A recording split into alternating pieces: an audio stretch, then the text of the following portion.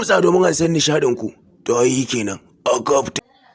Assalamu alaikum jama'a masu sauraron mu da kallon mu, barkan mu da sake saduwa a cikin zangon shirye-shiryen mu na farko daga nan gidan TV KGF. Ku anda ya kan YouTube ku yi mana subscribe, ta nan za ku rinka kallon shirye-shiryen mu tamkar kuna kallon akwatin talabijin ɗinku. Kada dai ku sha'afa kuna tare da gidan TV KGF Hausa TV, sannan ku danna mana subscribe sai ku mana ƙararrawa don ganin sababbin shirye-shiryen mu. Sunan shirin namu me ke faruwa a yau. Labarin namu ya kawo muku labarin kataɓaran wani boka harshaki. Wani boka ne wanda shi tsarin gidansa in zaka shiga tun daga sauran gidan akwai yanki da mutum yake rufe fuskarsa. To sai wata amarya ta zo domin a mallake mata mijinta.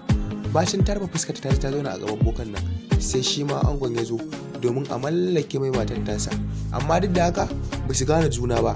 Ango ya zauna, amarya ta zauna, sai gaba ba amarya ita ma ta zo ta ce ita ma domin a mallake mata mijinta a mata babban aiki a kansa don cate ma a kashe shi.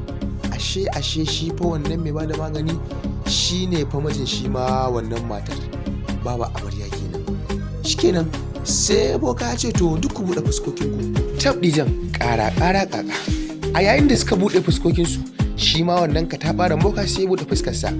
Ashe kuma amarya ita ma angon ta kawo, kuma ga angon a kusa da ita ma shi ma ya kawo ta.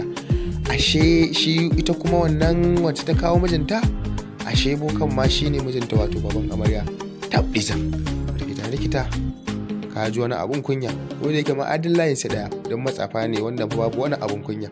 Wannan inni ne ta zanya a shaidin layin ma ɗaya ma. Tabdizan wannan fa shi ne abun mamaki. Wannan fa shi ake kira Ali ga Ali.